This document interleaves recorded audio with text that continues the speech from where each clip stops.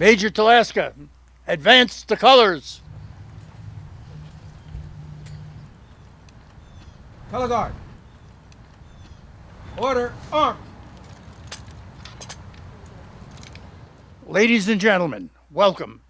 I'm Dennis Duffy, Secretary of Moses Baldwin Camp 544, Sons of Union Veterans of the Civil War. We are a fraternal organization of 6,000 members in 200 camps nationwide, committed to preserving the memory of those who fought to save the Union and free it from the scourge of slavery. Thank you for attending today as we dedicate new Veterans Administration headstones for 9 Civil War veterans who had each lain in unmarked graves for over 100 years.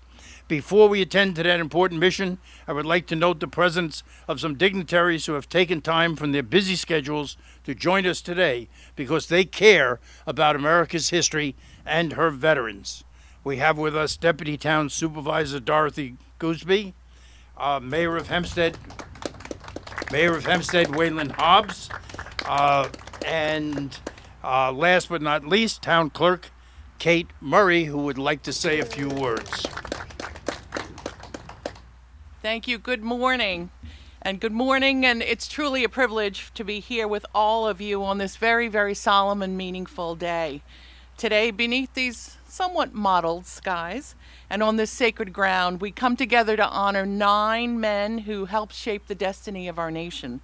We stand here at Greenfield Cemetery, a proud, proud asset of the town of Hempstead, not only as a place of rest, but also a place of remembrance. The American Civil War, as we know, was the most defining trial in our nation's history. More than 600,000 Americans gave their lives in that brutal conflict so that this country might remain whole and that no person would be enslaved. The men we honor today were citizens of this town, ordinary people called to extraordinary duty. They left behind homes, families, and futures because their nation asked them to. They did not fight for conquest or riches. They fought for the idea of a more perfect union. In their time, the path forward for this nation was uncertain, but they chose to walk it anyway. They fought so that the government of the people, by the people, for the people, would not perish from this earth. They carried the hopes of a young nation on their shoulders and gave their lives so that freedom would endure. Today's dedication is about more than granite and engraving. It's about memory and meaning. These new headstones stand as symbols that we remember, that we are grateful, and that their sacrifice has not faded from our nation's shadows and memory. And as long as we speak their names and tell their stories, they will never truly be gone. In this divided and uncertain world we live in, we would do well to remember the courage that it took to hold this country together. These men reminded us, and remind us each day, that the preservation of liberty has always required sacrifice and still does. The freedoms we enjoy today were purchased at a great cost. It is our duty to honor that cost with continued vigilance and gratitude. So on behalf of Deputy Supervisor Dorothy Goosby and the entire town of Hempstead, we want to extend our deepest thanks to the Sons of Union veterans and to everyone who have made this day possible. To the 9 patriots that we honor today, we remember you, we thank you, and we are here because of you. May God bless this sacred ground, may God bless our town, and may God forever bless the United States of America. Thank you. Thank you, Clerk Murray. As a special part of today's event, Commander Don McMahon will induct our newest member so he can stand with us as a fully installed brother in remembering the boys in blue whom we honor today. Will Matthew Motion please come up? You solemnly swear to uphold the rules and regulations of the Sons of Union Veterans of the Civil War, uphold the laws of New York and national. I do. Serve the camp and whatever background. You're duly instructed. Thank you. He's in about 10 minutes. We put him to work already. So. Okay. In addition to those who will carry out the ceremony today, there are many to thank for enabling today's patriotic event. The cemetery employees who set the stones, Teresa Greiner, who made the beautiful shrouds, and Robert Lineback, who located descendants of two of these veterans who we expect to be with us today, Linda Powell and Dave Hart. Dave is here. Linda's hopefully on her way. In particular, we want to thank brothers Wayne Haddock and Phil Aguasi, who did the research necessary to identify the graves and permit the Veterans Administration to issue the stones. Would Wayne and Phil please come to the lectern? Thank you for what you do. It's always appreciated. I'll read this one. Phil is a brother of our camp, the associate member. He's 5 years in good standing. He's conducted exhaustive searches of Greenfield Cemetery's records and grounds for the graves of Union veterans. His efforts have resulted in the addition of over 100 graves to the national database and the placement of 15 new Veterans Administration headstones on the previously unmarked graves. So Phil, thank you so very much. We appreciate your efforts, all right? Now, next is Brother Wayne Haddock, who in 4 years of membership in our order, through diligent research and field work all over Long Island, and I mean all over Long Island, has added to the Son's database he's put in 842 veterans of the Civil War into our database. In addition, he obtained or arranged for the setting of Veterans Administration headstones for unmarked graves of 35 Civil War veterans, 14 veterans of the War of 1812, the Spanish-American War, and World War I. Oh, Incredible. thank you so much. All right. You guys want to take a picture together? Congratulations, gentlemen. Good job, guys. Wonderful.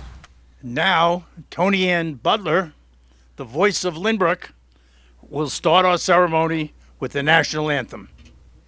Oh, say, can you see by the dawn's early light what so proudly we hail at the twilight's last gleaming, whose broad stripes and bright stars through the perilous fight o'er the ramparts we watched were so gallantly streaming, and the rocket's red glare, the bombs bursting in air, gave proof through the night that our flag was still there.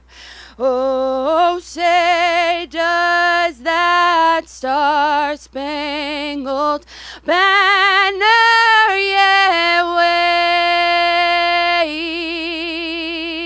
wave o'er the land of the free and the home of the brave? Thank you. Thank you, Tony Ann. That was beautiful. The men we honor today are Freeman Mahon, Sergeant, Company C, 102nd New York Infantry from Seaford. Henderson McLean, Cook, Company D, 90th New York Infantry, Village of Hempstead. Dr. Samuel S. Field, Corporal, Company H, 134th New York Infantry, Village of Hempstead. George Wattis, Corporal, Company H, 6th Pennsylvania Cavalry, Rockville Center. Alphonse de la Flechelle, Private, Company G, 8th U.S. Infantry, Hempstead. Treadwell Bedell, Private, Company H, 119th New York Infantry, Freeport. Ira Holtz, Private, Company I, 90th New York Infantry, Hempstead. Thomas Smith, First Lieutenant, Company C, 2nd New York Cavalry, Village of Hempstead. Thomas Barker, Private, Company E, 4th New York Heavy Artillery, Belmore. Is Linda Powell here? Linda Powell is the great-great-granddaughter of Henderson McLean. She would like to tell us a little about him. Come on up, Linda.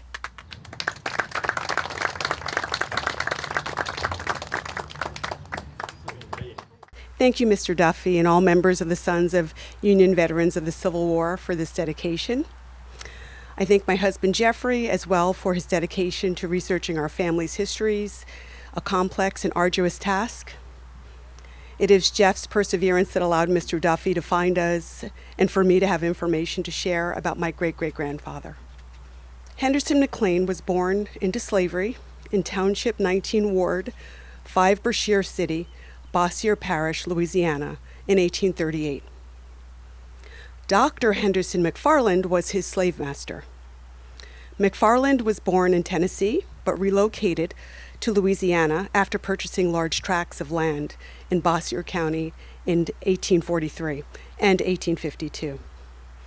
The slave owner, McFarland, also served as a Confederate medical doctor and had been selected as one of 2 secessionist party candidates to the special and extraordinary session of the Louisiana General Assembly on December 10, 1860, that led to Louisiana's secession from the United States. On May 19, 1863, my great-great-grandfather immediately enlisted in the 90th New York Infantry Regiment upon being liberated by Union forces. At the time of Henderson's enlistment, the 90th was part of the Union expedition from Barry's Landing toward Berwick City, Brashear City, and saw action from May 21st to 26, 1863. Relevant history of the 90th New York Infantry Regiment: early in 1863, the 90th was ordered to join the 19th Corps in Louisiana and was assigned to the 1st Brigade, 4th Division. From New Orleans, the regiment moved to Port Hudson, where it took an active part in the siege, losing 50 killed, wounded, or missing. It was closely engaged on Bayou La Fourche with the loss of 71, and in March 1864 shared in the Red River Campaign. The re-enlisted men received their veteran furlough in August and September 1864, and the remainder of the regiment, which included Henderson, served in their absence with the 160th New York Infantry. The veteran regiment was ordered to Virginia early in September 1864 and joined the Army of the Shenandoah while it was conducting the campaign against General Jubal Anderson early. The 90th fought on the Appoquan, Fisher's Hill, and Cedar Creek, losing 73 killed, wounded, and missing. The original members, not re-enlisted, were mustered out during December 1864, and the regiment was consolidated into a battalion of 6 companies, which received the members of the 114th, 116th, and the 103rd New York Infantry in June 1865. The regiment served in the 1st Brigade of Dwight's Division at Washington from April to June 1865, and at Savannah, Georgia from June to July. It was then ordered to Hawkinsville, Georgia for a time, and it concluded its term of service at Savannah, where Henderson and the rest of his unit were mustered out on February 9, 1866. It lost 60 by death from wounds and 190 from other causes at Hawkinsville. From there, Henderson McLean relocated to Long Island. We are not certain how Henderson got from Long Island to Savannah, Georgia. However, we assumed that he walked, as he does not appear in any other service records or travel manifests since his unit's disbandment, until his widow, Mary Jane Jarvis, applied for pension benefits in 1897 following Henderson's death. It would take 12 years for her claim to be approved. Henderson married Mary Jane Jarvis on Long Island in 1870. They had 3 daughters together: Nuna, my great-grandmother, Eleanor, and Louisa. He died on January 30th, 1897, in Hempstead, New York, at the age of 59. Most groups in America have an origin story about their ancestors who chose to immigrate to the United States in search of a better life for themselves and their families. Generations of Americans were preceded by ancestors who had the courage to execute a plan for something better in a country that welcomed and supported their dreams. But the African American story is unlike any other. We were never immigrants. We are stolen people, descendants of extraordinary individuals who manifested freedom in spite of evil oppression. My great-great-grandfather, Henderson McLean, is a mythological figure in my family. My Nana, his granddaughter, would tell us stories of the brave slave who walked from Louisiana to Long Island in search of lasting freedom in Canada. Excuse me. It's very difficult. When the war was over, he arrived on Long Island, married Mary Jane, and built a life for them through farming and hunting.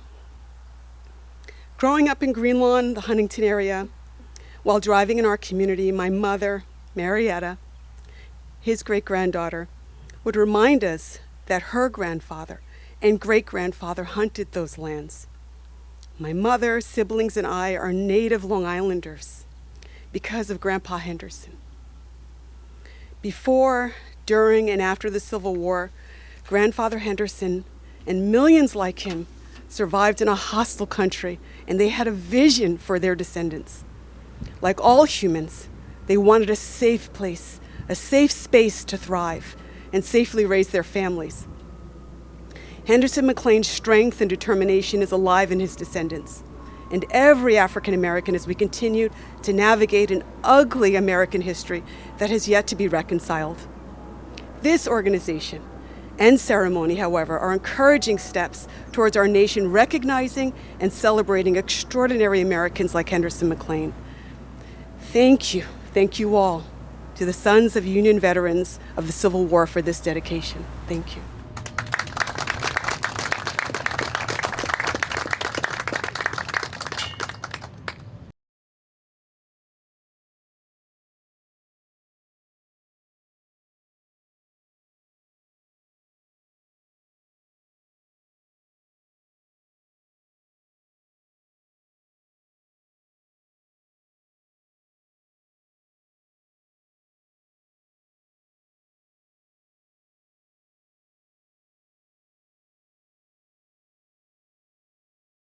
Don McMahon, commander of the Moses Baldwin Camp 544, will now direct the dedication ceremony adopted from the rituals of the Grand Army of the Republic.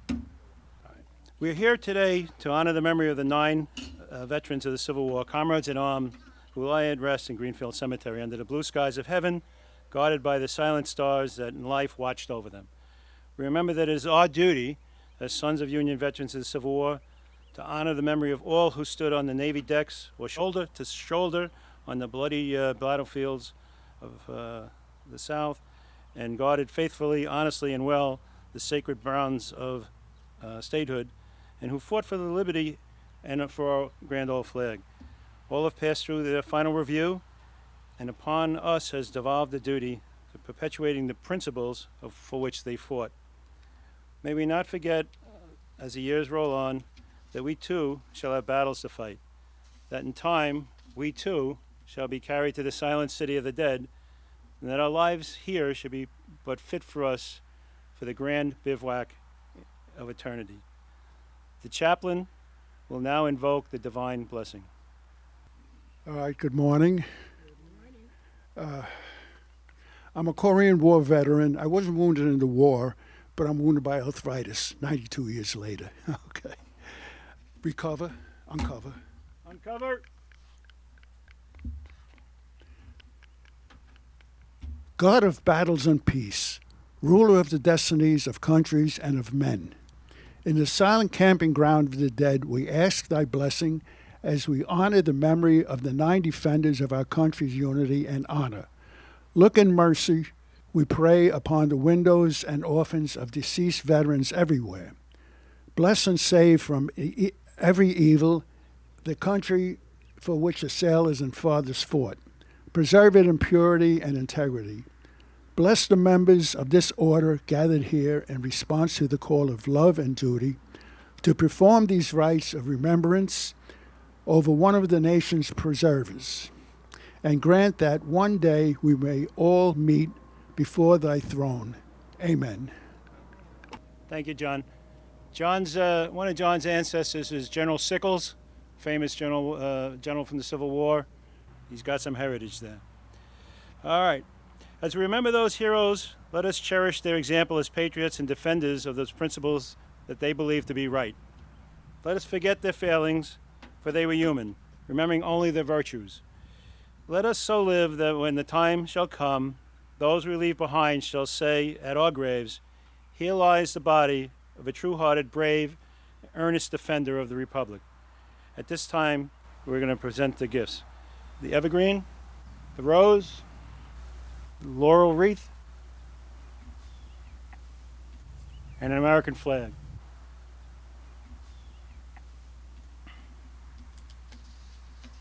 The rifle detail will now fire the salute. Aim. Fire. Cover. Load. Fire. Recover. Shoulder off. About face. Order off.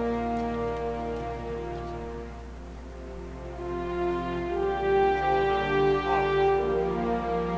Right. Face.